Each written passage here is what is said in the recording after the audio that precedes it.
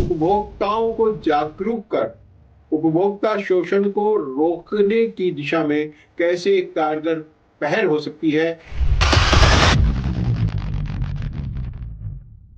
मेरा ये मानना है कि उपभोक्ता की समृद्धि के जरिए ही राष्ट्र की समृद्धि संभव है।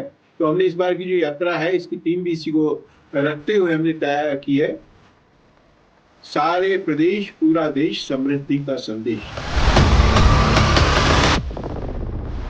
आपकी समस्याओं का समाधान तब तक नहीं होगा जब तक आप खुद उन समस्याओं के समाधान के लिए प्रयासरत नहीं होंगे, आगे नहीं आएंगे।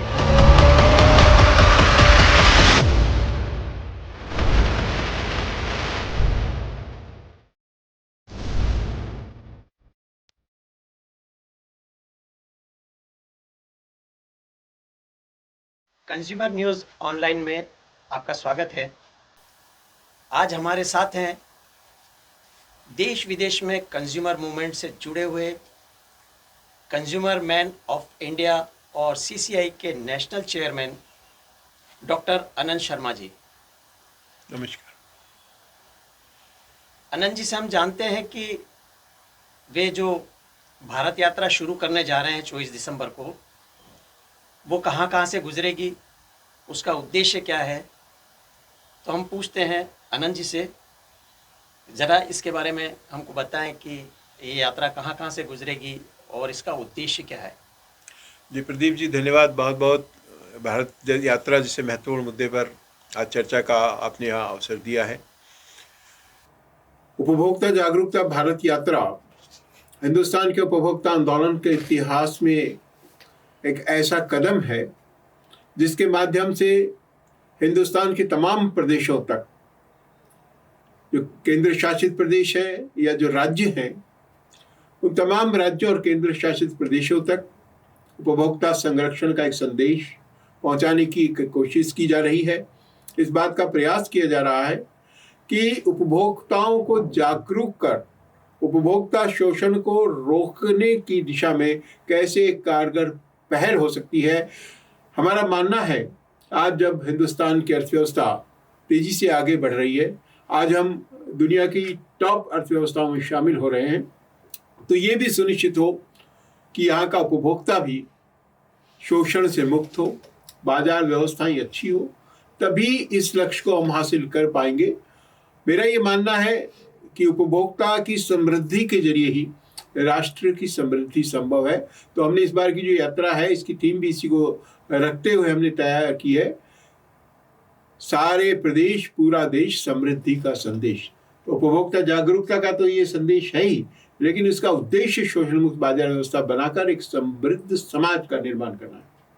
देखिए, उपभोक्ता के क्षेत्र में आप काफ़ी लंबे समय से काम कर रहे हैं और उपभोक्ता विषयक जानकारी नियमित रूप से देते भी रहे हैं, तो इसमें कुछ नई चीज़ें भी जुड़ गई हैं या कोई कानून, उपभोक्ता कानून में कोई संशोधन हुए हैं, या क्या ऐसी नई जानकारी है जो आप इस बार पहली बार देना जा रहे हैं। तेजी के साथ जो चीजें परिस्थितियां बदल रही है, पूरी दुनिया में बदल रही टेक्नोलॉजी आप देख रहे हैं, आगे आर्टिफिशियल इंटेलिजेंस आ गई। पहले हमने सूचना प्रौद्योगिकी की बात की थी। इंफॉर्मेशन टेक्नोलॉजी के जरिए तमाम बाजार में डिजिटलाइजेशन के जरिए, ऑनलाइन मार्केटिंग के जरिए बदलाव आए थे और उसमें आर्टिफिशियल इंटेलिजेंस ने और अपना बड़ा योगदान अदा किया है। तो आज चुनौतियां उपभोक्ता के सामने है, वो तकनीक के बदलाव के चलते और अधिक बढ़ गई है। और एक और समस्या ये है कि जो लोग इनके जरिए उपभोक्ताओं का शोषण करते हैं इन तकनीक के माध्यम से, वो बहुत बड़े एंटिटी हैं, बहुत बड़े व्यवसायी हैं, मल्टीनेशनल कंपनियां भी हो सकती है, बहुत बड़े व्यापारी हो सकते हैं, निर्माता हो सकते हैं। उसके मुकाबले अभी भी हमारा उपभोक्ता उतना इन तकनीकों से परिचित नहीं है, उतना टेक्निकल फ्रेंडली नहीं है। तो इस बार की हमारी भारत यात्रा में तमाम मुद्दे तो रहेंगे। महंगाई की हम बात करेंगे, मिलावट की बात करेंगे, जो कम नापतोल की बात करेंगे, भ्रामक विज्ञापन की बात करेंगे, कालाबाजारी की बात करेंगे, लेकिन इसके साथ ही साथ इस बार का हमारा विशेष फोकस जो टेक्नोलॉजी के जरिए उपभोक्ताओं का शोषण बढ़ रहा है उसकी तरफ भी ध्यान दिला रहा है। क्योंकि हमारा मानना है अभी भी दूर दराज के क्षेत्रों में, ग्रामीण क्षेत्रों में, कस्बाई क्षेत्रों में पिछड़े वर्गों तक इस तकनीक के जरिए जो उनका शोषण हो रहा है उसकी जानकारी अभी प्रभावी ढंग से पहुंच नहीं पाई है। अनंत जी, मैं ये भी जानना चाहूँगा कि साइबर क्राइम के फील्ड में भी उपभोक्ता आंदोलन की कोई भूमिका बन रही है या आप देख रहे हैं? देखिए, आपने सुना होगा डिजिटल अरेस्ट से लेकर तमाम तरह के साइबर क्राइम, बैंकिंग फ्रॉड, आज ई मोबाइल के जरिए जो कारोबार हो रहा है उसमें गड़बड़ियाँ बहुत कॉमन हो गई है। लेकिन आपने जो सवाल पूछा है उसके दो पहलू हैं। जब हम उपभोक्ता जागरूकता की बात करते हैं, उपभोक्ता के हितों के संरक्षण की बात करते हैं, तो बहुत ज़रूरी है कि उपभोक्ता इस टेक्नोलॉजी के उपयोग के प्रति जागरूक हो ताकि उसका दुरुपयोग नहीं हो सके। अगर आपने ऑनलाइन कोई सामान खरीदा है, सामान खराब आ गया, उसमें कोई गड़बड़ी है या किसी तरह की सेवा में कोई कमी है, वो तो सीधे सीधे उपभोक्ता संरक्षण के दायरे में आते हैं और उससे नुकसान की क्षतिपूर्ति आप प्राप्त कर सकते हैं। लेकिन अगर कोई फ्रॉड हुआ है, अगर आपके साथ कोई धोखाधड़ी हुई है, और उस धोखाधड़ी में कई बार क्या होता है कि धोखाधड़ी करने वाला कौन है वो सामने नहीं आता, साइबर फ्रॉड के अंदर सबसे बड़ी दिक्कत आती है। तो वो जो मामले हैं वो पुलिस के दायरे में आते हैं, वो सीधे तौर पर कंज्यूमर प्रोटेक्शन के दायरे में नहीं आते। वहाँ हमारी भूमिका केवल जागरूक करने तक रहती है। लेकिन अगर ऐसी कोई भी घटना घट जाती है तो उसके लिए साइबर हेल्पलाइन है, 1930 उसका नंबर है, हर एक उपभोक्ता को उसको पता होना चाहिए। साइबर थाने अब खुल गए हैं, वो क्रिमिनल मैटर है, पुलिस की कार्रवाई उसमें आवश्यक है। तो वहाँ मैं ये सजेस्ट करना चाहता हूँ कि अगर आपके साथ इस तरह का फ्रॉड कोई साइबर हुआ है तो आपको तत्काल प्रभाव से पुलिस में कार्रवाई करनी चाहिए, शिकायत करनी चाहिए। और साइबर क्राइम में और साइबर फ्रॉड में सबसे बड़ी बात यह है कि आप जितनी जल्दी शिकायत करेंगे उतना ही राहत मिलने की संभावना बढ़ जाती है। जितना आप उसमें विलम्ब करेंगे उतना सामने वाले को पकड़ना मुश्किल हो जाता है। तो 1930 जो साइबर हेल्पलाइन है उसको बैंकों के साथ कनेक्ट किया गया है। जैसे ही आपके साथ फ्रॉड हुआ है और आप इमीडिएट फोन कर देंगे तो उसके पैरेलल उसके साथ के साथ बैंकिंग प्रणाली तक ये संदेश चला जाता है कि इस अकाउंट से फ्रॉड हुआ है। तो वो पैसा जहां आगे गया है, अगर इमीडिएट सूचना मिल जाती है तो उसको ब्लॉक कर देते हैं ताकि उसको और आगे ट्रांसफर नहीं किया जा सके। आप ये यात्रा निकाल रहे हैं, इसका उद्देश्य बहुत बढ़िया है। तो इसकी कैसे शुरुआत होगी और कहाँ कहाँ से ये गुजरेगी यात्रा? यात्रा दिल्ली से दिल्ली तक हम निकाल रहे हैं। इसकी शुरुआत दिल्ली से होगी।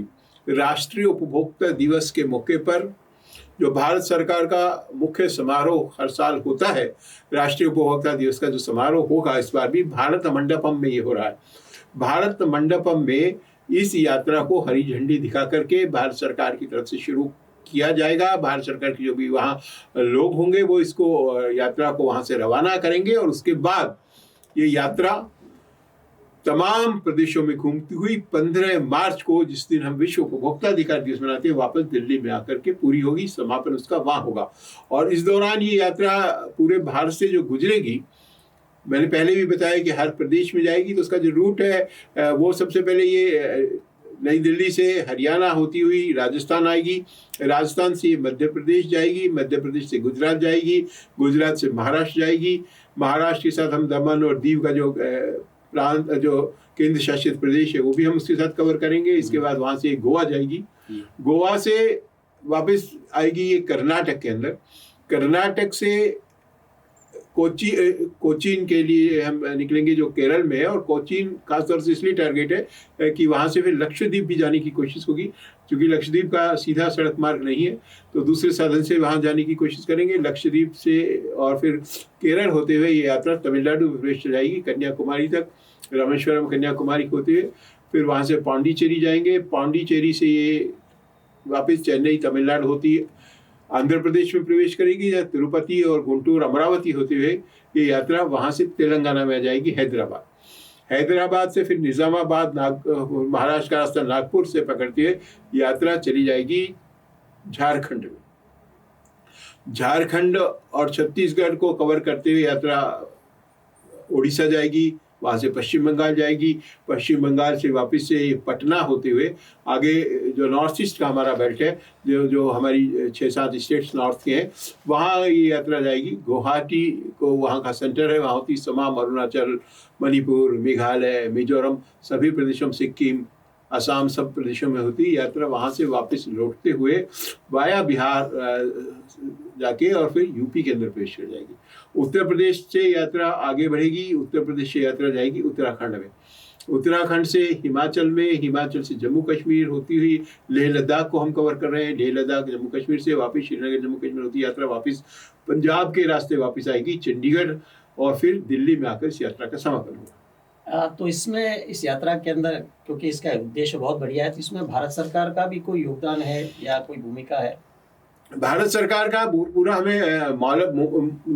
इस तरह का सैद्धांतिक हम कह सकते हैं समर्थन है। हम इसमें किसी तरह का आर्थिक सहायता भारत सरकार से हम इस यात्रा के लिए हमने नहीं ली है, लेकिन जागो ग्राहक जागो का जो उनका कैंपेन है, उनके जो जागृति के चिन्ह है, उनके जो वीडियोस है, भारत सरकार ने हमें अनुमति दी है। उनका उपयोग इस यात्रा में करने के लिए अधिकृत किया गया है कंज्यूमर कॉन्फेडरेशन ऑफ इंडिया को, और उनका प्रचार प्रसार भी एक मुख्य उद्देश्य इस यात्रा के साथ रहेगा। जो भी भारत सरकार ने इन विषयों को लेकर अलग अलग गाइडलाइंस बनाई है, दिशा निर्देश बनाए हैं, उनके पब्लिसिटी के लिए जो मटेरियल बनाए हैं, उसको भी हम पूरे यात्रा के दौरान ऑडियो विजुअल तरीके से प्रदर्शित करने की कोशिश करेंगे।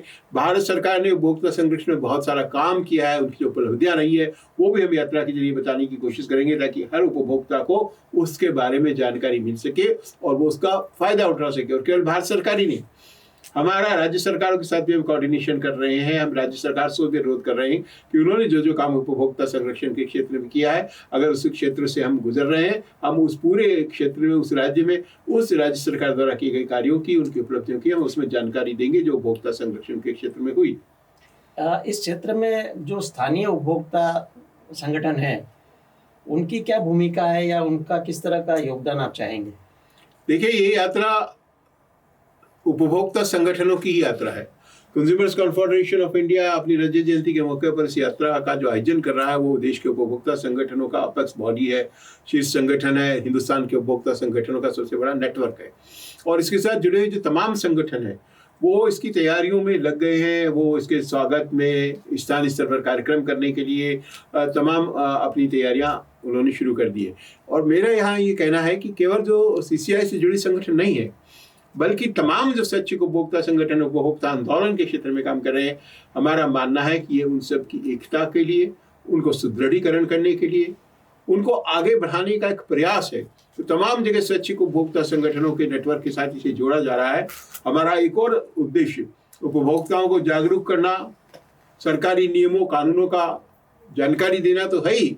इस यात्रा का एक बड़ा उद्देश्य देश में एक मजबूत उपभोक्ता आंदोलन खड़ा करना है, और तभी संभव है जब जो हमारे उपभोक्ता संगठन है उनको हम स्ट्रेंथन दे पाएँ, उनको हम मजबूत कर पाएँ। तो हमारी कोशिश ये रहेगी, चाहे वो संगठन सीसीआई से जुड़ा है या नहीं जुड़ा है, अपने क्षेत्र में जो भी स्थानीय स्वैच्छिक उपभोक्ता संगठन काम कर रहा है उसको हम कैसे सुदृढ़ कर सके, उसको हम इस यात्रा में जोड़ने की कोशिश करेंगे।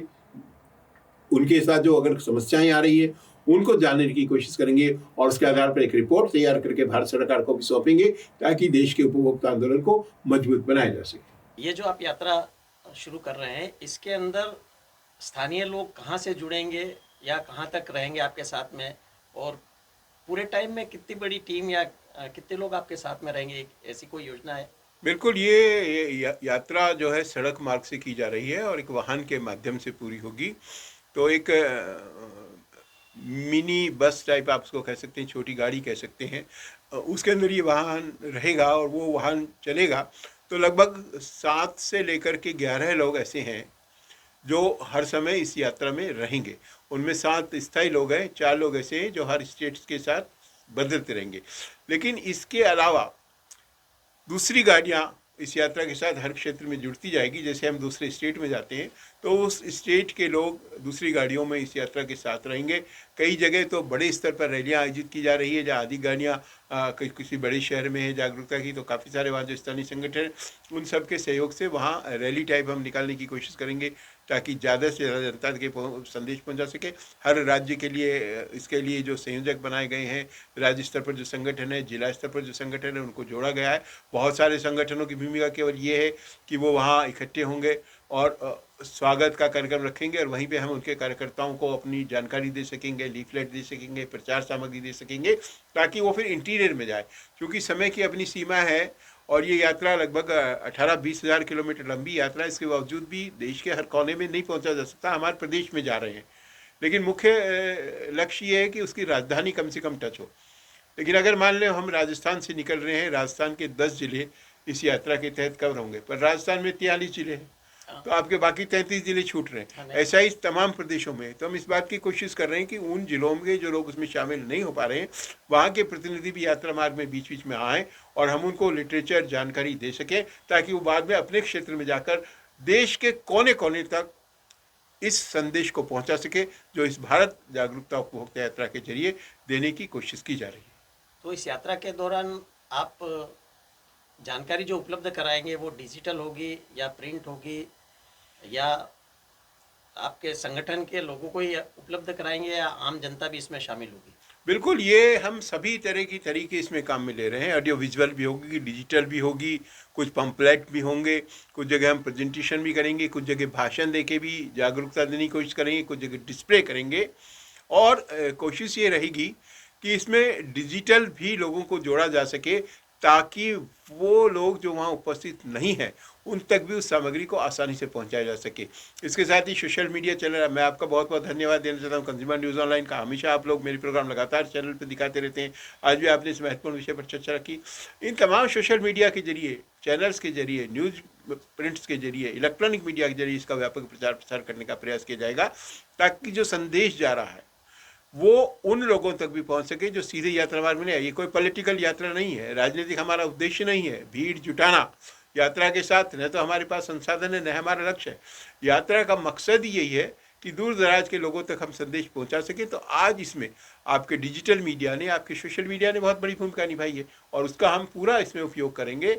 और हम ये कोशिश करेंगे कि जो भी इस यात्रा से जुड़ता है उनको हम एक डिजिटल ई बुक टाइप की इंफॉर्मेशन की जानकारी, जिसमें उनके मिलावट से संबंधित समस्या हो सकती है, कम नापतोल की समस्या हो सकती है, डार्क पैटर्न बहुत बड़ा विषय, उसको लेकर समझ, वो सारी प्रॉपर जानकारी, बैंकिंग, बीमा, अस्पताल से जुड़ी समस्याएं, भारत सरकार का कंज्यूमर हेल्पलाइन है, बहुत बढ़िया काम कर रही है, 1915 उसका नंबर है।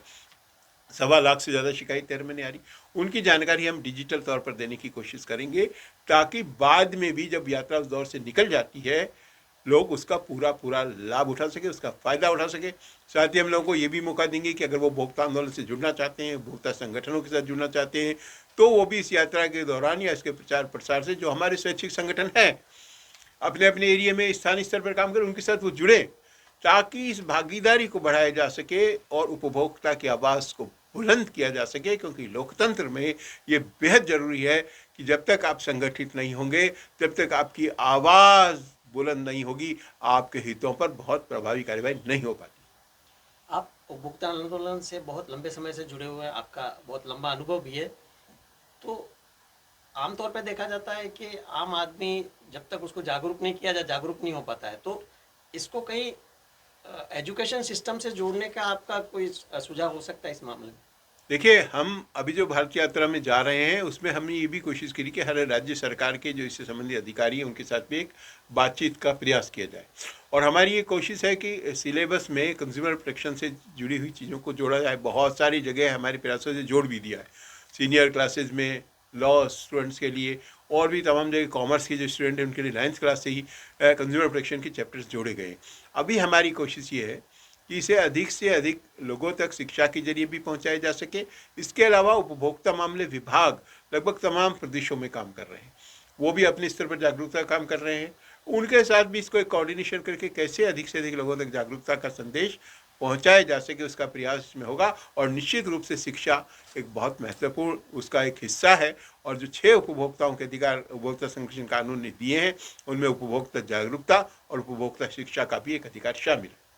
इसके अलावा आप और कुछ महसूस कर सकते हैं कि उपभोक्ता के जो कानून है या जो अभी व्यवस्था है उसके अंदर कुछ और चीज़ जोड़ी जा सके, ऐसा आपके खास तौर पे कोई बात हो ध्यान में? जी बिल्कुल। देखिए, जिस तरह से समाज बदल रहा है, व्यवस्थाएं बदल रही है, अर्थव्यवस्था बदल रही है, तो कानून जैसे ही पुराने होने लगते हैं हमें उनमें बदलाव लाने की ज़रूरत होती है। और मुझे खुशी है कि केंद्रीय स्तर पर इसके प्रयास भी शुरू हो गए। अभी नवंबर महीने में ही भारत सरकार ने एक बहुत बड़ा चिंतन शिविर इस बात के लिए लगाया कि उपभोक्ता संरक्षण कानून 2019 में क्या सुधार होने चाहिए। मुझे खुशी है कि सरकार ने मुझे भी उसमें बुलाया और अपनी बात रखने का मौका दिया। लगातार चिंतन चल रहा है। इस यात्रा का एक और उद्देश्य यही है कि फील्ड में जाने के बाद हम ये देखना चाहते हैं कि जो कानून ऊपर से दिखते हैं, जो राजधानी में बैठ के दिखते हैं, क्या वास्तव में उनकी क्रियान्विति जो नीचे के स्तर पर हो रही है उस स्तर पर हो रही है या नहीं हो रही, और नहीं हो रही तो क्यों नहीं हो रही, इसमें क्या दिक्कतें आ रही है, उन सब का हम अध्ययन करेंगे। और उसके आधार पर अपने सुझाव बनाकर ये कोशिश करेंगे कि उपभोक्ता संरक्षण से जुड़े जो कानून है उनमें उस अनुरूप जरूरी बदलाव लाया जा सके। आप ये बहुत अच्छा कार्य कर रहे हैं जागरूकता के लिए। तो आप जो इस क्षेत्र में कार्यरत हैं, उपभोक्ता संगठनों में कार्यरत हैं और आम जनता है, उनसे क्या अपील करना चाहेंगे आप? मैं सबसे पहले तो मेरे साथियों से जो देश भर में उपभोक्ता आंदोलन के लिए काम करें उनसे ये अपील करना चाहूँगा कि ये मौका है जब तमाम संस्थागत मनभेद और मतभेद भुला करके हिंदुस्तान के उपभोक्ता की आवाज़ को एकजुट किया जा सकता है।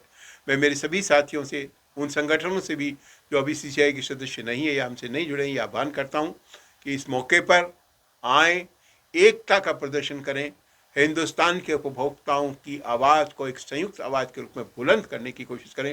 मुझे खुशी है देश के अधिकांश संगठन पहले से ही सैद्धांतिक रूप से CCI के साथ अपना समर्थन रखते हैं, लेकिन हमारा उद्देश्य बिल्कुल स्पष्ट है, एक भी नहीं छूटना चाहिए।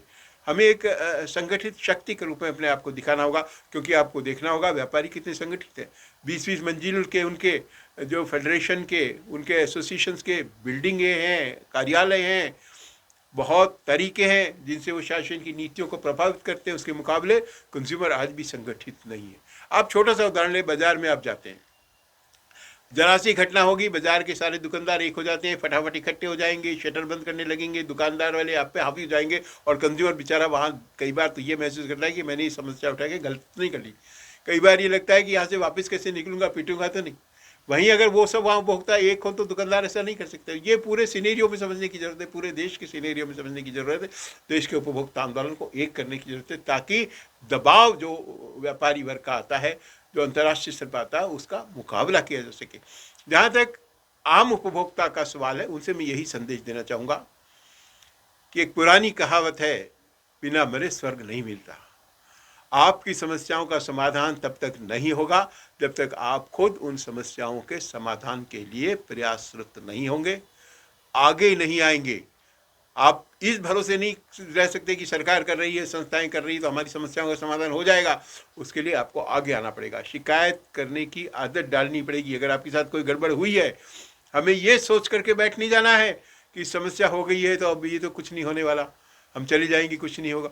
इस आदत को बदलना पड़ेगा, हमें शिकायत करने के लिए आगे आना पड़ेगा। और इस कार्यक्रम के जरिए मैं देश भर के जो नियामक हैं, जो रेगुलेटरी अथॉरिटीज़ हैं, जो सरकारें हैं, शासन प्रशासन में बैठे हुए लोग हैं, जो कंज्यूमर अफेयर्स डिपार्टमेंट्स के साथ राज्यों पे जुड़े हुए हैं, लीगल मेट्रोलॉजी के साथ जुड़े हुए, नाप तोल के साथ जुड़े हुए, खाद्य पदार्थों में मिलावट रोकने की जिनकी जिम्मेदारी है, जो FSSAI के साथ जुड़े हुए, उन तमाम लोगों से भी ये संदेश देना चाहूँगा कि एक बहुत बड़ी पहल देश के उपभोक्ताओं की तरफ से हो रही है।